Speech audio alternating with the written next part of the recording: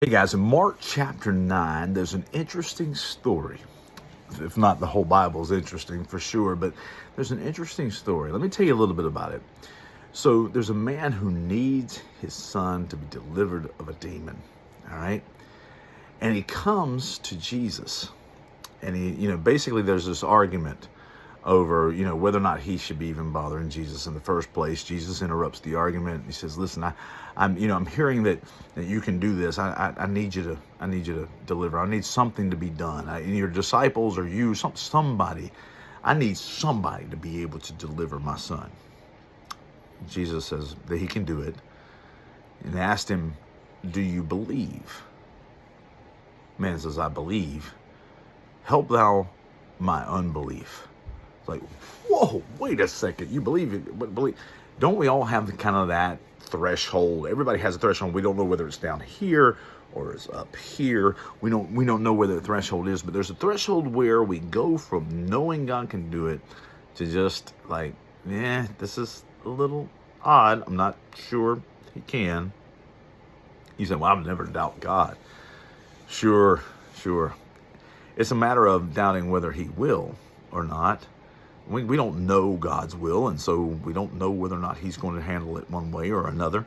But we have to believe for situations. We have to believe in situations of healing. We have to believe in situations of deliverance. We have to believe certainly in situations of demon possession and the casting out of demons. But all of these, every bit of the walk we have with Jesus is a walk about faith. Okay, it's a walk about faith. It's about having faith. And so then you say, "Well, I have faith in God, but sometimes there's some doubt." Absolutely. So this is what this guy is doing. He's covering all his bases.